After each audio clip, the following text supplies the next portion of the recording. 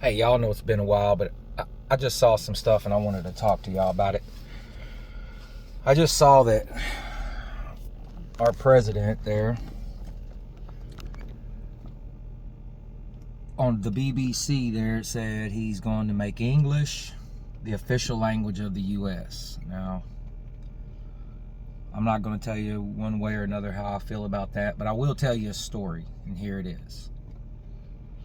There was a young man that had a spark of creativity, that had the thought that he could build things for people. But before he did that, he wanted to learn some stuff. So he spent 3 years all up and down the coast of Texas, stopping at every place he could and asking, hey, can I work with y'all? I'm a young and upcoming carpenter. I got a baby on the way, and I want to flame this spark of creativity that I have so that one day it might burst into the flame of talent. Okay? And over again, this young man kept getting told, you have raw talent. The things that you've shown us and the things that you're saying prove to us that you have what can't be taught. And that's raw talent. The ability to understand and build things from scratch without anyone's help. No plans, just build it. And we'd love to have you as part of our team. Do you speak Spanish? And that young man every time had to say, no, sir, I live in the great state of Texas, which is in the great country of America, and I don't feel like I need to speak Spanish because I don't live in places where Spanish is their language. And over again, this young man got told no. We're talking for everything he tried. He wanted to plumb, couldn't plumb. Wanted to build, he couldn't build. Wanted to trim, he couldn't trim.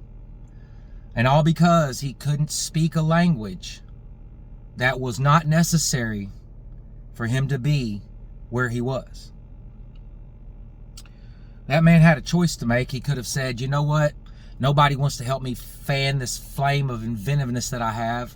I'm going to go flip burgers. Or he could say, well, then I have no other choice. I've got to do it myself. If they're not going to help, then I've got to do it myself. I've got no other choice. And then that young man proceeds to do exactly that. He starts off with the worst tools money can buy. He starts off messing up, having to pay out of his pocket for things. But as he goes, he learns. He gets stronger and stronger and stronger. And then before that young man even knows it, he's got everything he could ever need to pull up to anywhere he would ever need to pull up to and build anything he would ever need to build from the ground up. Custom woodworking, the man just could do it all. It was unbelievable. He raised his children. And all that was because he kept getting told no. He had to teach himself and he had to suffer, and he couldn't get anybody to help him because he couldn't speak a language that wasn't necessary where he was. So I'm not going to tell you what my opinions are on what the BBC article said. What I'm going to say is, if we kill those flames, or if we kill those sparks of creativity before they can be fanned, because we tell them they can't speak a language that isn't necessary to be spoken here, then we're going to lose builders. We're going to lose bricklayers.